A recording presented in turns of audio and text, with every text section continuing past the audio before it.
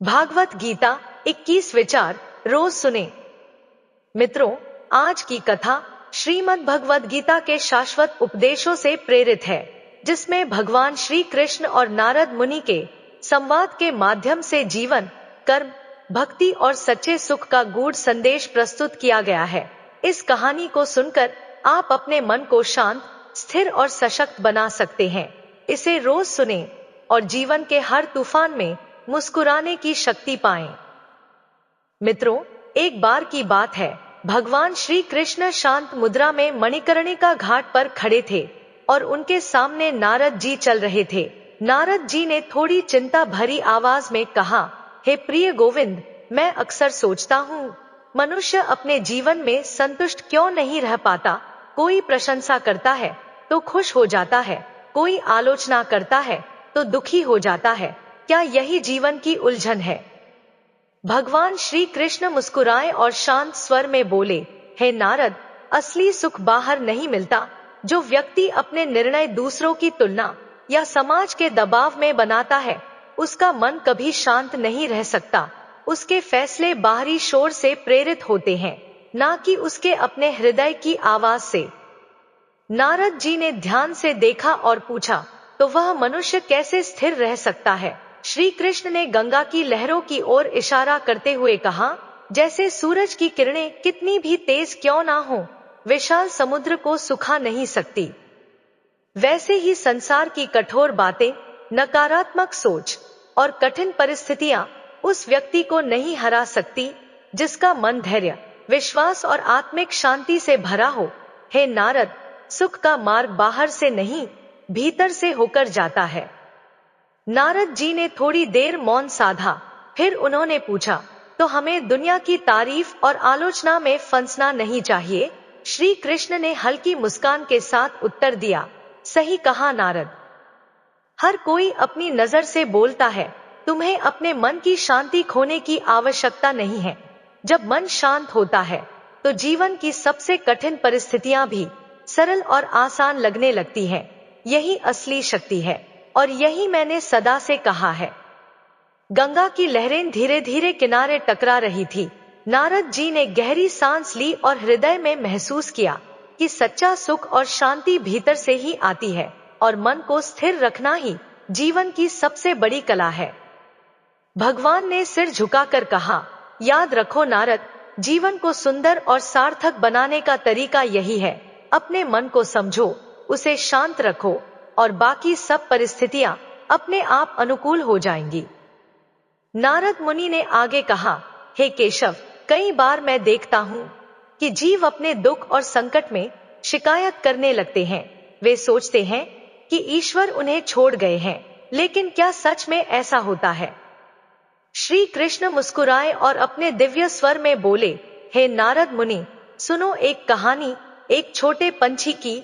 उसने बड़े प्रेम और मेहनत से अपना घोंसला बनाया था, वही उसका संसार था। पर अचानक तूफान आया और उसका आशियाना टूट गया। पंछी ने ईश्वर से शिकायत की, हे प्रभु, क्या मेरा दोष इतना बड़ा था? नारद जी ने उत्सुकतापूर्वक पूछा, तो प्रभु, फिर क्या हुआ? श्री कृष्ण ने आकाश की ओर दृष्टि उठाई और बोले, आकाश से करुणामयी वाणी गूंजी, हे भोले पंछी, तू जिसे अपना घर समझ रहा था, उसी घोंसले में एक सांप छिपा बैठा था जो तेरे प्राण हरने को तैयार था। तूफान इसलिए नहीं आया कि तुझे दुख दूं, बल्कि इसलिए आया कि तू जाग जाए, उड़ सके और तेरी जान सुरक्षित रहे। देखो नारद, यही हमारे जीवन का गूढ़ सत्य है। जब हम अचानक कठिन परिस्थितियों का सामना करते हैं, जब सब कुछ बिखरा हुआ लगता है, तो हम पंछी की तरह शिकायत करते हैं। हमें लगता है कि परमात्मा हमसे रूठ गए हैं, लेकिन असल में हर कठिनाई हमारे भले के लिए आती है। कई बार वही हालात जिनसे हम हार मान लेते हैं, हमें किसी बड़े संकट से बचाते हैं। जो रास्ता टूटता है वह हमें गहरे गड्ढे से बचा रहा होता है। जो संबंध टूटते हैं वह हमें अंदर से खोखला होने से बचाते हैं। जो अवसर हाथ से निकलते हैं वह हमें गलत दिशा में जाने से रोकते हैं। नारद जी ने मन ही मन समझा कि असली भक्ति और शांति केवल वही पा सकता है जो हर तूफान के पीछे ईश्वर की रक्षा और करुणा को देख सके।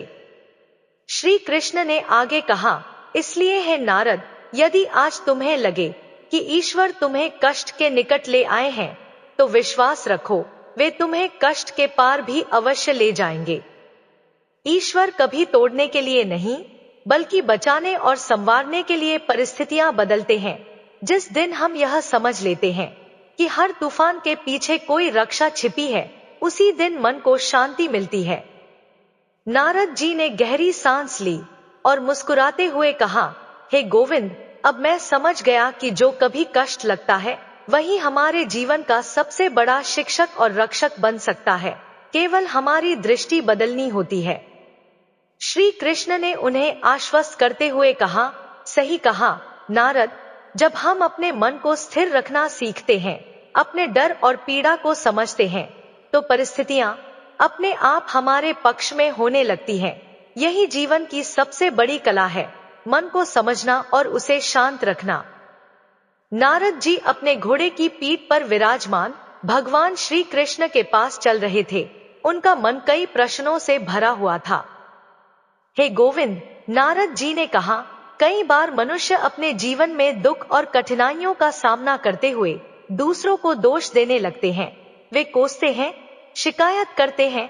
क्या ऐसा करने से कुछ हल निकलता है? श्री कृष्ण ने उनके तरफ देखा और शांत मुस्कान के साथ बोले, हे नारद मुनि, बिल्कुल नहीं। दूसरों को दोष देने, कोसने या उनसे शिकायत करने से जीवन में कोई समाधान नहीं निकलता। ऐसा करने से केवल मन और अधिक भारी हो जाता है। असली उपाय यह है कि अपने मन को पूर्ण रूप से ईश्वर के चरणों में समर्पित कर दिया जाए। जब मन प्रभु से जुड़ जाता है, तब भीतर एक अद्भुत परिवर्तन आरंभ होता है, बिना किसी शोर के, बिना किसी घोषणा के।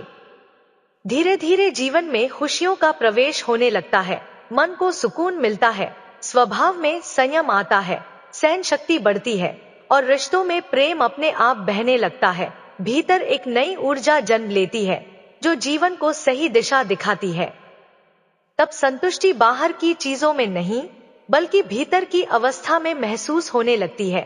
और सबसे सुंदर बात यह है कि मन कब पीड़ा से मुक्त हो जाता है, हमें पता भी नहीं चलता। जो बोझ वर्षों से हृदय पर रखा था, वह स्वतः हल्का हो जाता है।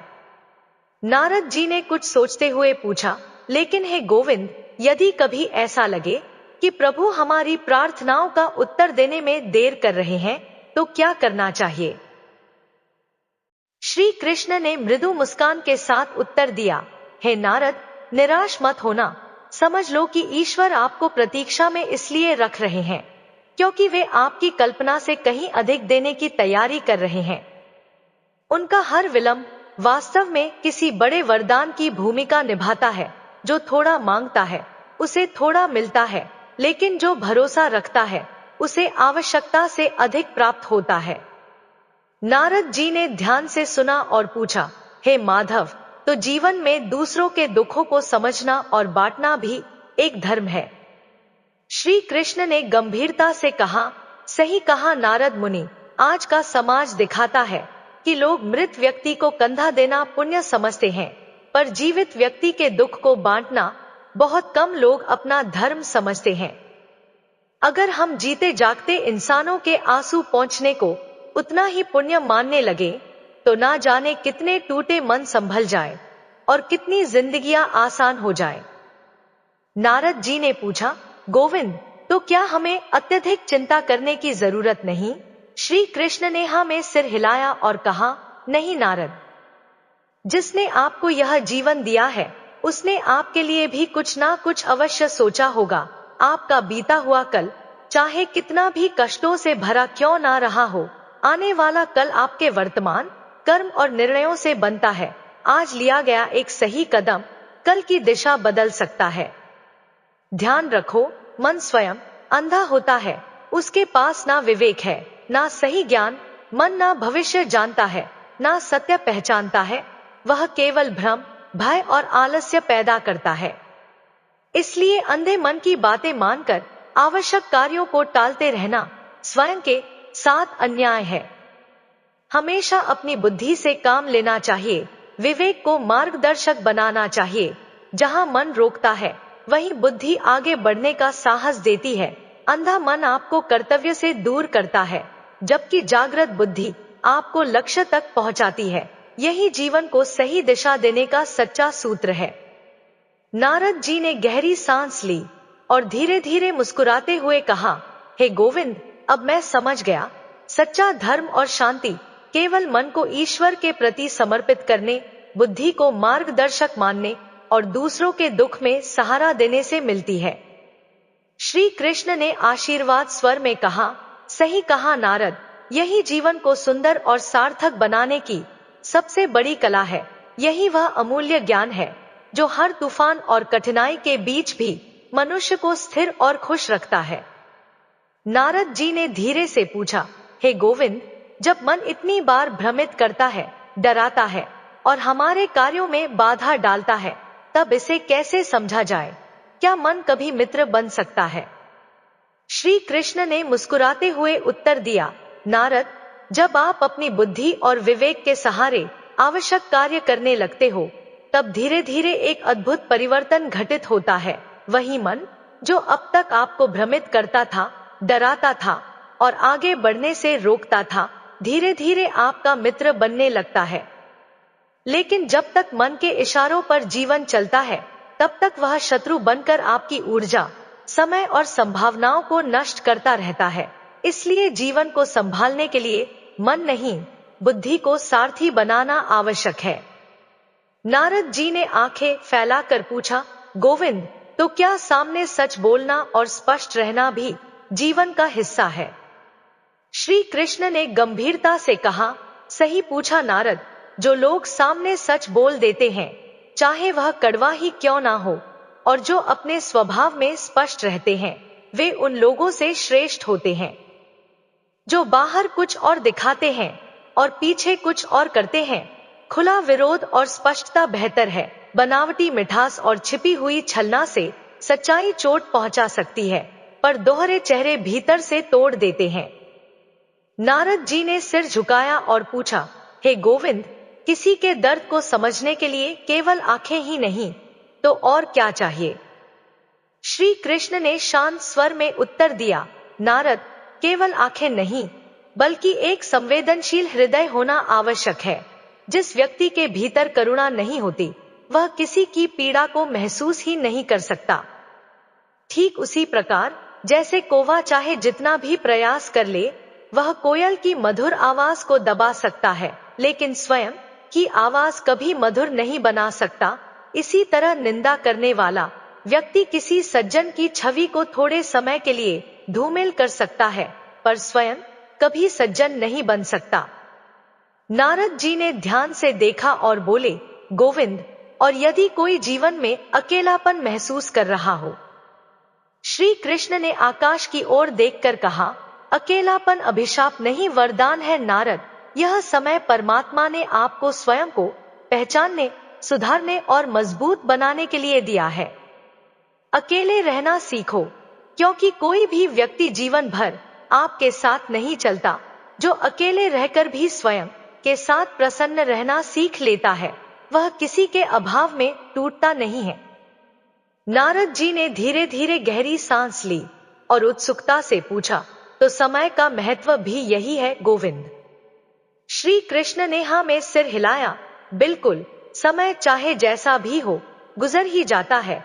ना दुख स्थायी है, ना सुख, इसलिए धैर्य रखना सीखो। और याद रखना, केवल कामयाब होना ही सब कुछ नहीं है। कोई सफल व्यक्ति भीतर से खाली हो सकता है, लेकिन जो व्यक्ति खुश रहना सीख लेता है, वह अंततः सच में सफल बनता है। नारद जी ने फिर पूछा, और जब जीवन में सुख या दुख आए? श्री कृष्ण ने मुस्कुराते हुए कहा, जब सुख आए तो ईश्वर को ना भूलो, जब दुख आए तो विश्वास मत खोना। लोग परिस्थितियों के अनुसार रंग बदल लेते हैं, लेकिन मुरली वाले श्री कृष्ण समय को भी बदलने की सामर्थ्य रखते हैं। नारद जी ने सिर झुकाया और चुपचाप सुना। गोविंद, यह तो स्पष्ट है कि मनुष्य का जीवन केवल उसके कर्मों पर आधारित होता है। जैसे कर्म होते हैं, वैसा ही जीवन बनता है। कर्म किसी के पक्ष में नहीं, ना ही किसी से दोस्ती करते हैं, वे केवल निष्पक्ष रूप से फल देते हैं। श्री कृष्ण ने निष्कर्ष स्वर में कहा, और अंत में यही सत्य है नारद, जीवन अत्यंत सुंदर है। कभी यह हमें हंसाता है, कभी रुलाता है, लेकिन हर परिस्थिति हमें कुछ ना कुछ सिखाकर ही जाती है। यही जीवन की सबसे बड़ी खूबसूरती है। नारद जी ने मन ही मन कहा, हे गोविंद, जीवन की कठिनाइयां इतनी अधिक होती हैं कि कई बार मनुष्य टूट सा जाता है। क्या सच में कुछ भी स्थायी है?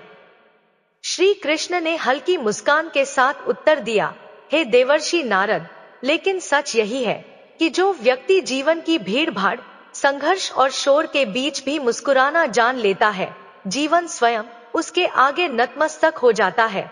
परिस्थितियां उसी का सम्मान करती हैं, जो टूटकर भी बिखरता नहीं। देखो, जैसे नदी में एक बड़ा पत्थर आता है तो पानी उसे पार करके आगे बढ़ता है, वही पानी नदी की गति नहीं रोकता। ठीक उसी तरह जो मनुष्य गिरता है और फिर उठता है, उसकी शक्ति बढ़ती है। खोकर फिर से पाने का सुख कभी बिना खोए मिले सुख से अधिक गहरा होता है, और आंसुओं के बाद जो मुस्कान आती है, उसमें जीवन की सच्ची मिठास छिपी होती है। नारद जी ने उत्सुकता से पूछा, हे प्रभु, तो हार को कैसे स्वीकार करना चाहिए? श्री कृष्ण ने दृष्टि गंगा की लहरों पर डालते हुए कहा, हारना जीवन का स्वाभाविक हिस्सा है। कोई भी व्यक्ति हर मोड़ पर विजेता नहीं होता, लेकिन जो हार को स्वीकार करके फिर खड़ा हो जाता है, जो गिरने के बाद स्वयं को संभाल लेता है, उसके लिए जीत का आनंद कई गुना बढ़ जाता है। वही जीत जीवन को सार्थक बनाती है। और सुनो नारद, अच्छा इंसान बनने के लिए किसी की नकल करने की जरूरत नहीं। दूसरों जैसा बनने की कोशिश में व्यक्ति अपनी पहचान खो देता है। स्वयं को इतना सशक्त, सच्चा और श्रेष्ठ बनाओ कि लोग तुम्हें देखकर प्रेरणा ले और तुम्हारी नकल करने लगे। यही असली प्रेरणा है। नारद जी ने थोड़ा मुस्कुराते हुए पूछा, हे गोविंद, लेकिन क्या जीवन हर दिन हमें नई शुरुआत नहीं देता? श्री कृष्ण ने आशीर्वाद स्वर में उत्तर दिया, बिल्कुल नारद, अक्सर कहा जाता है कि जिंदगी एक बार मिलती है, लेकिन यह अधूरी बात है। सच तो यह है कि मौत केवल एक बार आती है, जबकि जिंदगी हर सुबह फिर से मिलती है। हर दिन नया अवसर लेकर आता है, कुछ सुधारने का, कुछ सीखने का और बेहतर बनने का। जिस दिन आप अपनी हंसी के स्वामी बन जाते हैं, उस दिन कोई भी व्यक्ति या परिस्थिति आपको रुलाने की शक्ति नहीं रखती। आपकी खुशी दूसरों के व्यवहार पर नहीं, बल्कि आपके दृष्टिकोण पर निर्भर करती है। नारद जी ने पूछा, हे माधव, यदि कोई हमसे कुछ मांगता है तो क्या हमें देना चाहिए?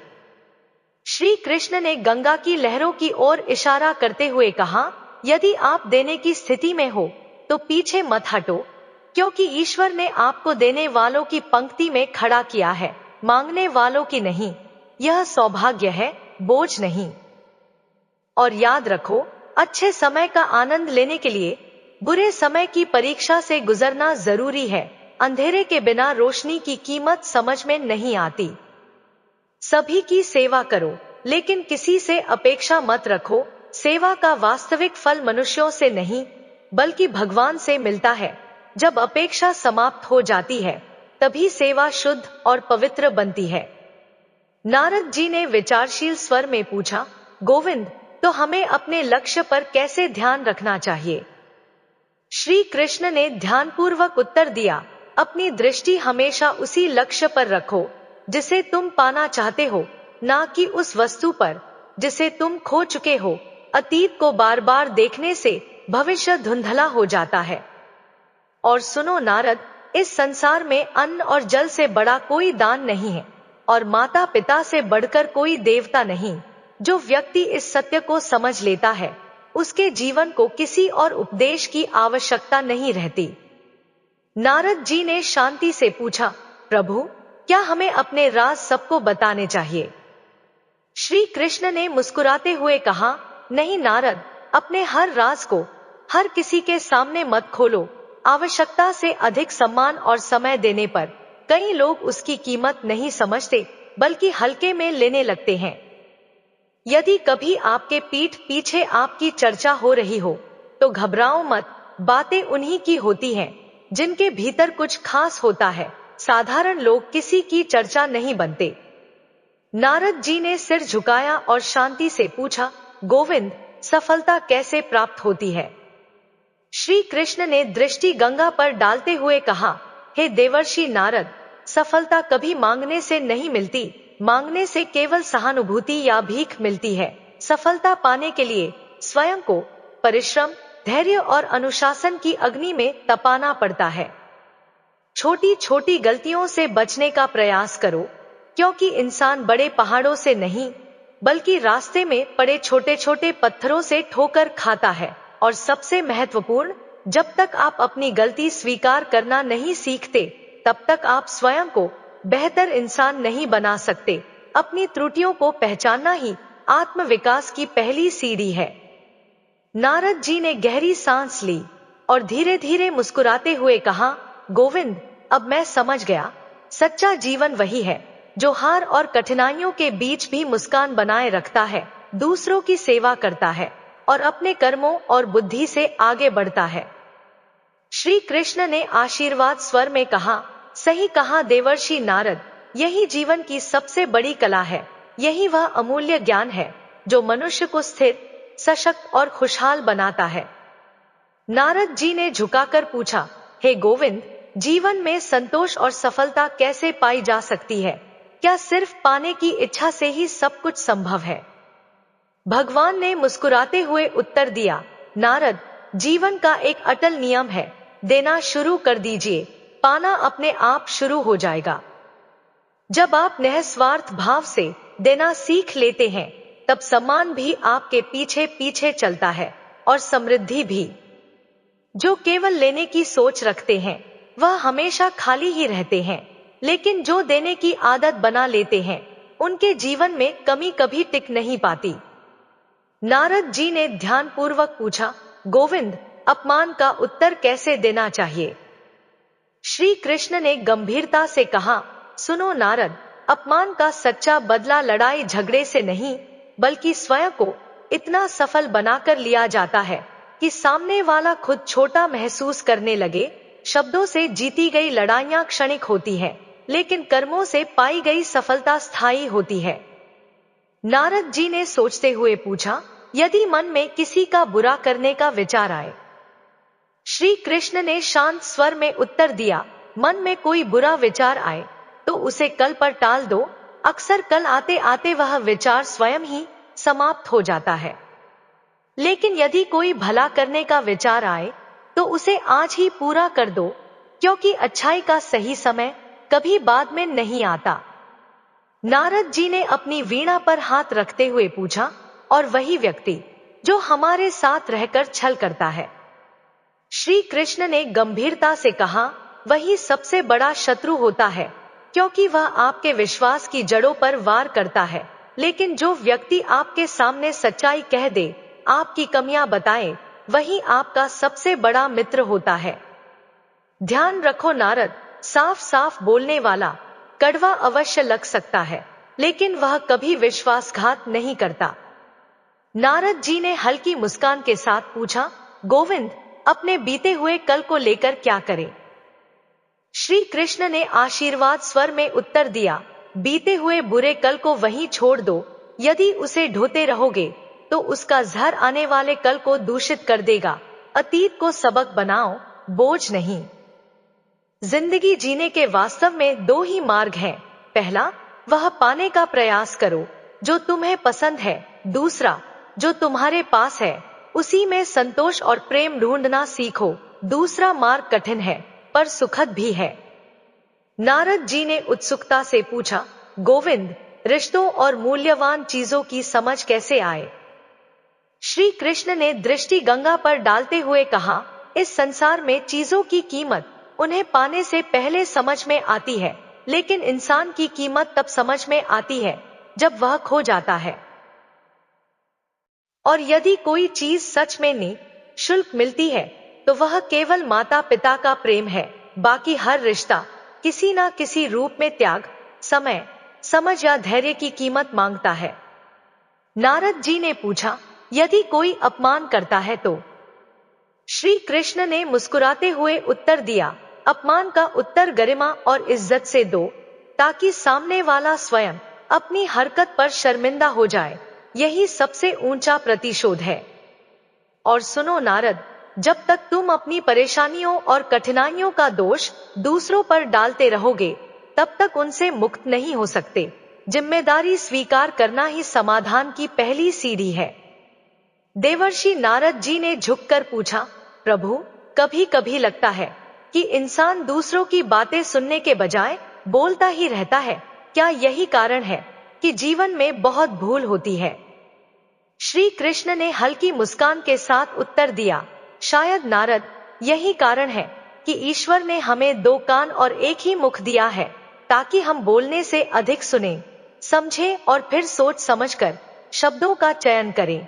अधिक सुनना हमें समझदार बनाता है और कम बोलना हमें गलतियों से बचाता है।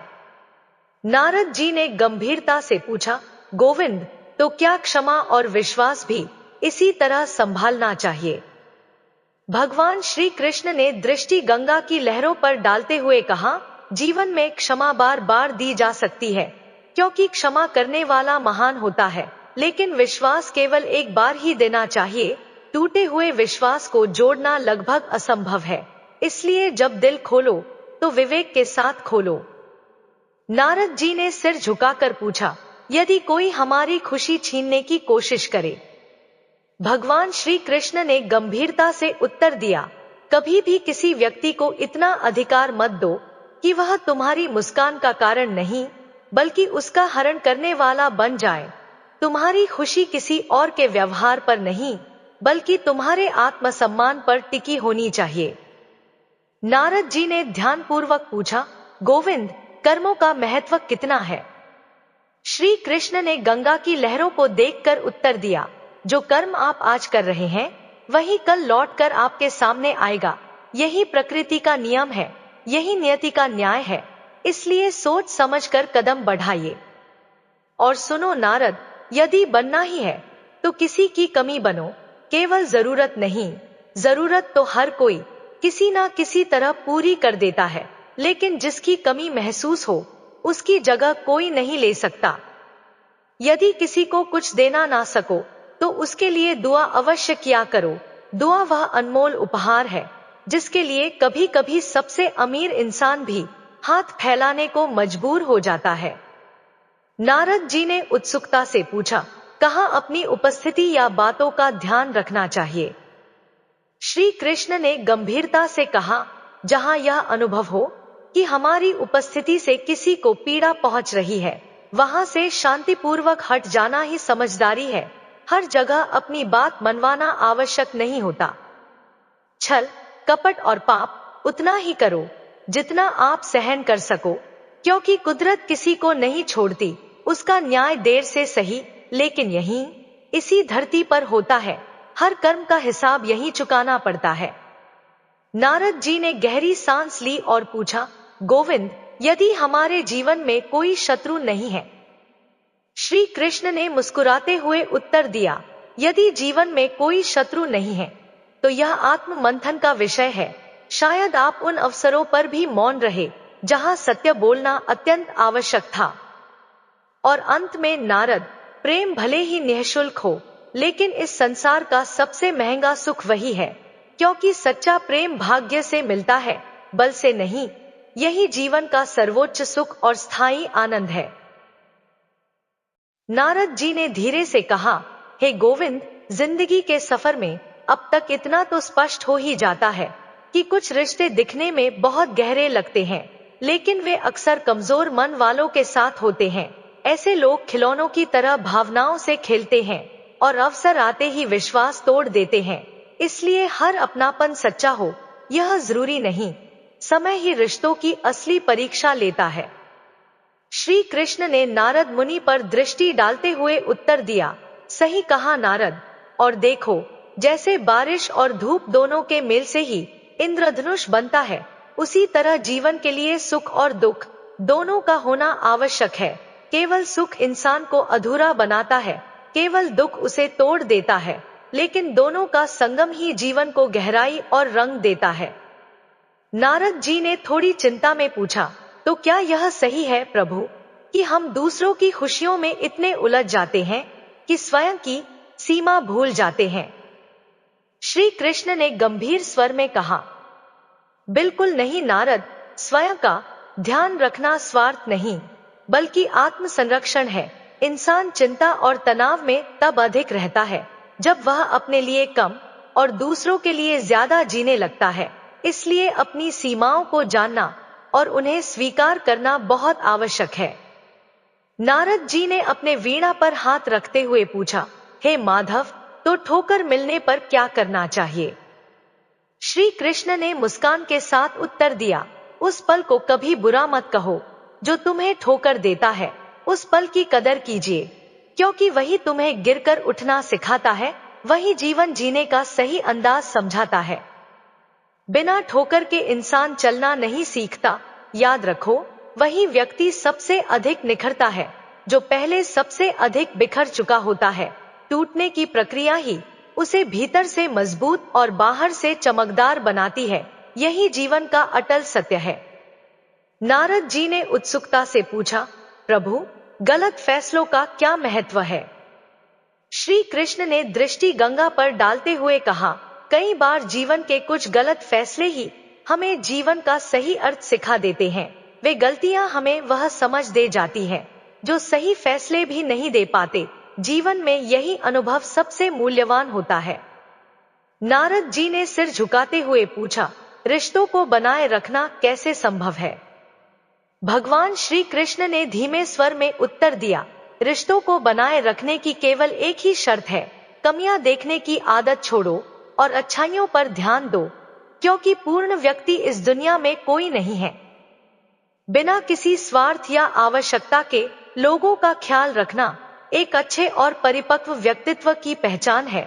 जो केवल जरूरत पड़ने पर याद करे, वह संबंध निभा नहीं रहा, केवल उपयोग कर रहा है। नारद जी ने उत्सुकता से पूछा, हे गोविंद, हम अपनी उम्मीद कहाँ रखें? श्री कृष्ण ने मुस्कुराते हुए कहा, हमेशा अपनी उम्मीद ईश्वर पर रखो।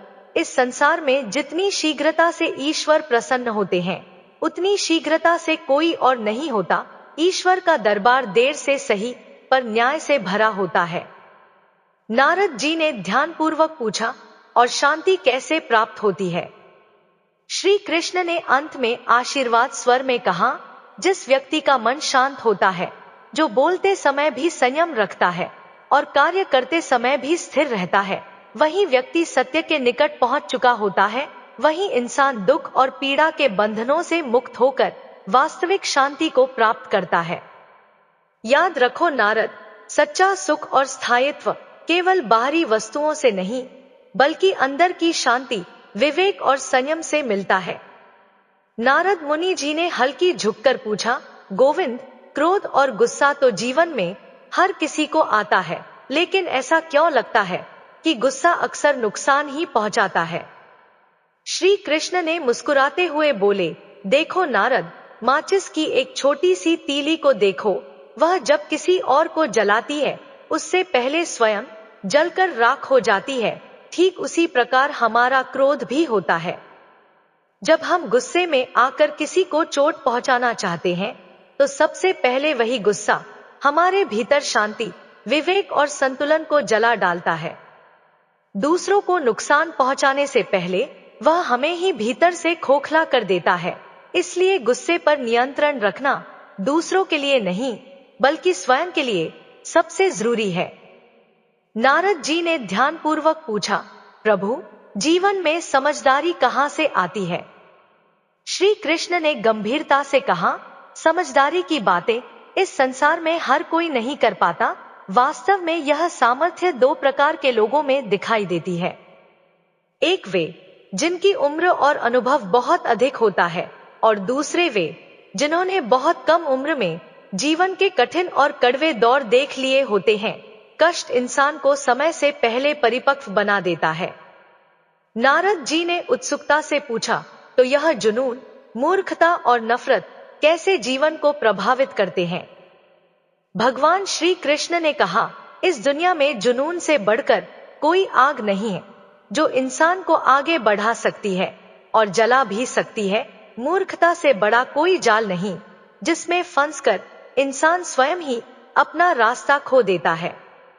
नफरत से अधिक क्रूर कोई दरिंदा नहीं जो रिश्तों और इंसानियत को नोच डालता है, और लालच से तेज कोई धार नहीं जो इंसान को भीतर ही भीतर काटती रहती है।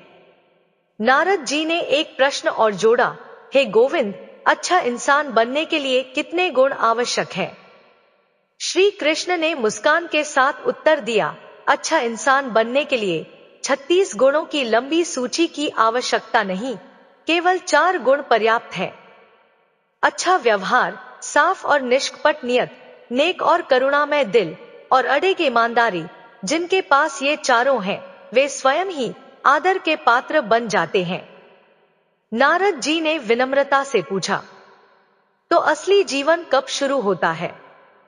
भगवान श्री कृष्ण ने कहा, जिस दिन तुम समझ जाओ कि जिंदगी की जिम्मेदारी तुम्हारे अलावा किसी और पर नहीं है, उस दिन से तुम्हारी असली जिंदगी की शुरुआत होती है। शिकायतें समाप्त हो जाती है और आत्मनिर्भरता जन्म लेती है। अत्यधिक अपेक्षाओं पर विराम लगाओ। जैसे ही उम्मीदों का बोझ हल्का होगा, मन की शांति स्वयं लौट कर आएगी, क्योंकि ज्यादातर दुख अपेक्षाओं के टूटने से ही जन्म लेते हैं। नारद जी ने हल्की चिंता में पूछा, लेकिन गोविंद, बहुत लोग हमेशा मुस्कुराते दिखाई देते हैं, क्या इसका अर्थ है कि उन्हें दुख नहीं है? श्री कृष्ण ने गंभीरता से उत्तर दिया, नहीं नारद, कुछ लोग हमेशा मुस्कुराते हुए दिखाई देते हैं, बिना किसी कारण के हंसते रहते हैं, लेकिन अक्सर यह हंसी उनके भीतर छिपे दर्द का आवरण होती है। वे जानते हैं कि उनके दुख को समझने वाला शायद कोई नहीं है, और यदि वे किसी से दिल की बात कह भी दे तो लोग उसे मजाक में उड़ा देते हैं। इसलिए कई बार इंसान चुप रहकर मुस्कुराना सीख लेता है, ना इसलिए कि उसे दर्द नहीं होता, बल्कि इसलिए कि उसने समझ लिया होता है कि हर किसी के सामने अपना दर्द खोलना सुरक्षित नहीं होता। यही जीवन की कड़वी लेकिन सच्ची सीख है। नारद जी ने विनम्रता से पूछा, गोविंद, कुछ लोग दूसरों की खुशियां और अधिकार छीनकर अपने लिए सुख इकट्ठा करते हैं, ऐसा व्यक्ति क्या वास्तव में सुखी रह पाता है? श्री कृष्ण ने हल्की मुस्कान के साथ कहा, नारद, ऐसा सुख बहुत अल्पकालिक होता है। ऐसे सुख की जड़ में ही अशांति छिपी रहती है, इसलिए वह अधिक दिन टिक नहीं पाता। रिश्तों को निभाने के लिए बहुत अधिक नम्रता, धैर्य और समझ की आवश्यकता होती है। जहां छल और कपट प्रवेश कर जाते हैं, वहां प्रेम नहीं, केवल संघर्ष जन्म लेता है, और वहीं महाभारत जैसी लड़ाइयां रची जाती हैं। नारद जी ने सोचते हुए पूछा, तो जीवन में हमेशा सही कार्य करना ही आवश्यक है गोविंद? श्री कृष्ण ने गंभीर स्वर में उत्तर दिया, सही कहा, जीवन में हमेशा वही कार्य करना चाहिए जो सही हो, ना कि जो केवल आसान लगता हो। सही मार्ग कठिन अवश्य होता है, पर अंततः वही सच्चा सुख देता है। गरीबी और उससे मिलने वाले सबक इंसान को भीतर तक झकझोर देते हैं। अभाव मनुष्य को संवेदनशील, परिपक्व और वास्तविक बनाता है। वह जीवन को नई दृष्टि से देखना सीखता है। नारद जी ने अपनी वीणा पर हाथ रखते हुए पूछा, हे गोविंद, दूसरों से कैसे व्यवहार करना चाहिए? श्री कृष्ण ने दृष्टि गंगा की लहरों पर डालते हुए कहा, जिस प्रकार आप दूसरों से बात करते हैं, उसी प्रकार से उनकी बातों को सुनना भी सीखिए। केवल बोलना नहीं, सुनना भी एक कला है। ईश्वर को अपना सबसे निकट मित्र बना लीजिए, क्योंकि परमात्मा ही एकमात्र ऐसा सहारा है जो तब भी साथ देता है जब पूरी दुनिया मुंह मोड़ लेती है। नारद जी ने उत्सुकता से पूछा, और सच्चे मित्र किसे कहते हैं? भगवान श्री कृष्ण ने मुस्कुराते हुए उत्तर दिया, ऐसे लोगों से मित्रता बनाए रखो जो तुम्हें बेहतर बनने की प्रेरणा दे, जो तुम्हारी जिम्मेदारी समझें, तुम्हारा ख्याल रखें, तुम्हें अपनापन दे, और जिनके साथ तुम स्वयं को घर जैसा सुरक्षित महसूस करो।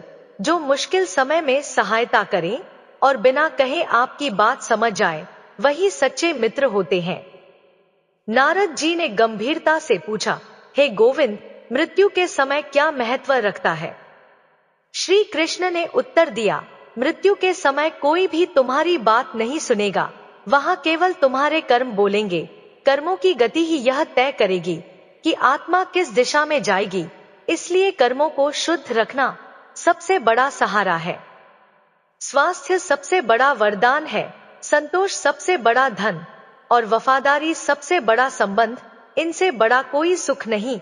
हे मुनिवर, यदि तुम छल करोगे तो छल ही लौटकर तुम्हारे पास आएगा, आज नहीं तो कल।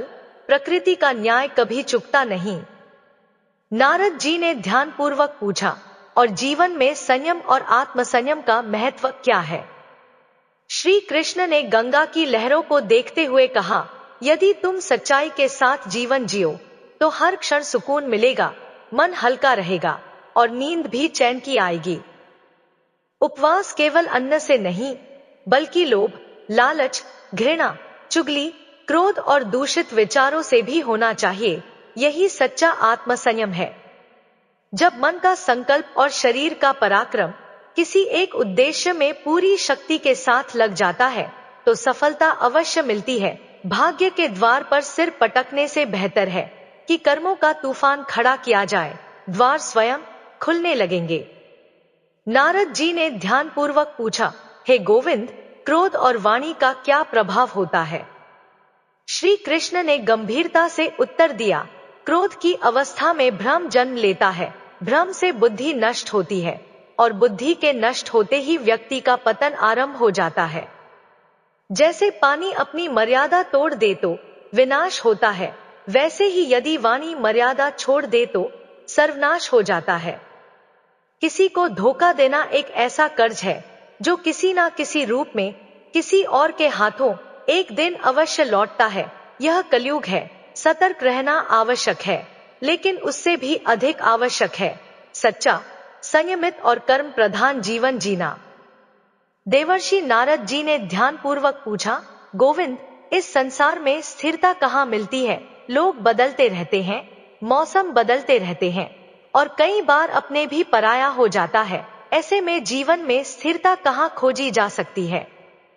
श्री कृष्ण ने गहरी दृष्टि से नारद मुनि की ओर देखते हुए कहा, हे मुनिवर, जीवन में स्थिरता बाहर नहीं, भीतर खोजनी चाहिए।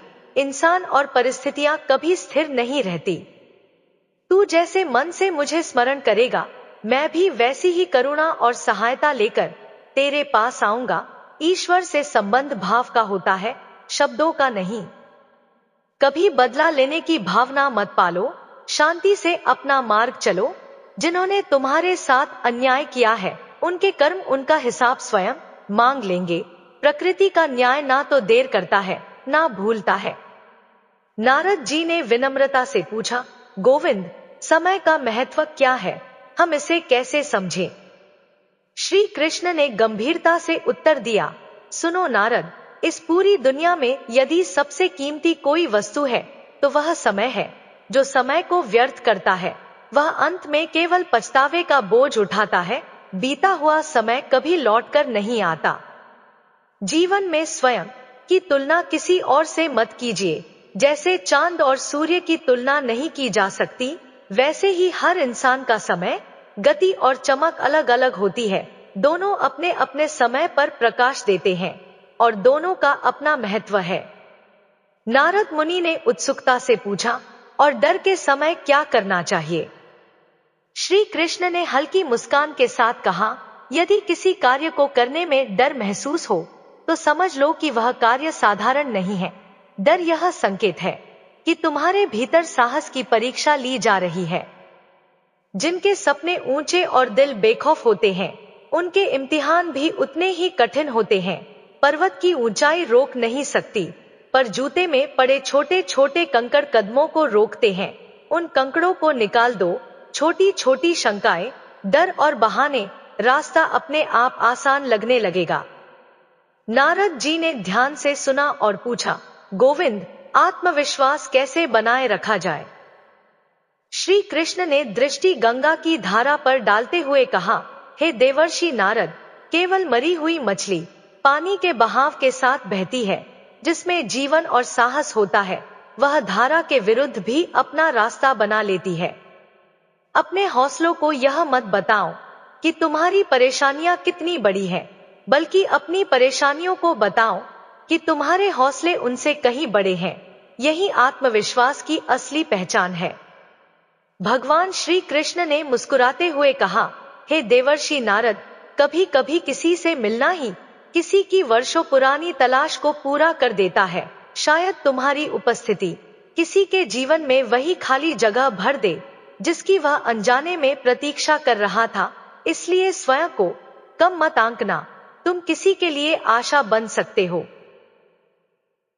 जीवन का एक सरल लेकिन शक्तिशाली नियम है, रुकना मत। यदि तुम उड़ नहीं सकते तो दौड़ो, यदि दौड़ना संभव ना हो तो चलो, और यदि चलना भी कठिन लगे तो रेंगते हुए ही सही, लेकिन हमेशा आगे बढ़ते रहो। गति भले धीमी हो, पर दिशा हमेशा आगे की होनी चाहिए। यही निरंतरता एक दिन मंजिल तक पहुंचाती है। नारद जी ने मन ही मन सोचा और पूछा, हे माधव, हमारे भीतर चल रहा यह युद्ध क्या है जो कभी समाप्त नहीं होता? श्री कृष्ण ने गहरी दृष्टि से नारद जी की ओर देखते हुए समझाया, सुनो नारद, हमारे भीतर हमेशा दो भेड़ियों के बीच संघर्ष चलता रहता है। पहला भेड़िया काला है, क्रोध, ईर्ष्या, अहंकार, दुख, लालच, चोरी और झूठ की भाषा बोलता है। यह हमें बेचैन करता है, तुलना कराता है और भीतर ही भीतर जलाता रहता है। दूसरा भेड़िया सफेद है, आनंद, प्रेम, करुणा, सद्भावना, सकारात्मक विचार और शांति की भाषा बोलता है। वही हमें हल्का, शांत और संतुलित बनाता है। नारद जी ने उत्सुकता से पूछा, तो इस युद्ध में जीत किसकी होती है गोविंद? श्री कृष्ण ने मुस्कुराते हुए कहा, वही भेड़िया जीतता है जिसे तुम भोजन देते हो। भोजन देने का अर्थ है ध्यान देना। हमारे पास सबसे बड़ी शक्ति यही है कि हम किस विचार, किस भावना और किस प्रवृत्ति पर ध्यान देते हैं। जिस भेड़िए को हम बार बार सुनते हैं वही मजबूत होता चला जाता है। इसलिए तुम्हें चुनाव करना होता है, क्रोध से पहले दया चुनना, लालच से पहले उदारता अपनाना, चिंता से पहले शांति पकड़ना और जलन से पहले सद्भावना को स्थान देना। जब यह चुनाव बार बार दोहराया जाता है तो मन धीरे धीरे आनंद की अवस्था में रहने लगता है। ठीक वैसे ही जैसे शरीर को पर्याप्त आराम मिल जाए तो वह स्वयं स्वस्थ होने लगता है। उसी प्रकार जब मन को शोर, द्वंद्व और नकारात्मकता से विराम मिलता है तो वह अपने आप निर्मल और शांत होता चला जाता है। नारद मुनि ने नमन करते हुए कहा, हे गोविंद, अब मुझे स्पष्ट हो गया कि सच्चा मार्ग भीतर की ओर लौटने और सकारात्मक विचारों को पोषित करने में है। भगवान श्री कृष्ण ने ध्यानपूर्वक हंसते हुए कहा, हाँ नारद, यही संदेश है। बाहर नहीं, भीतर लौटिए, सही विचारों को भोजन दीजिए और निरंतर आगे बढ़ते रहिए। गंगा की शांति और सूर्योदय की सुनहरी रोशनी में नारद मुनि ने गहरी नमन की और मन में संकल्प लिया कि वे इस शिक्षा को हर जीवित प्राणी तक पहुंचाएंगे। मित्रों, भगवान श्री कृष्ण की इस अद्भुत कहानी ने आपको कितनी गहराई से जीवन और आत्मा की सीख दी, हमें कमेंट में अवश्य बताइए। यदि यह कथा आपके दिल को छू गई हो तो वीडियो को लाइक और शेयर करें ताकि और लोग भी इस अमूल्य संदेश का लाभ उठा सकें। और हाँ, हमारे चैनल को सब्सक्राइब करना जरूर करें, क्योंकि हम आपके लिए लाते रहेंगे ऐसे ही ज्ञान और प्रेरणा से भरपूर कहानियां। धन्यवाद।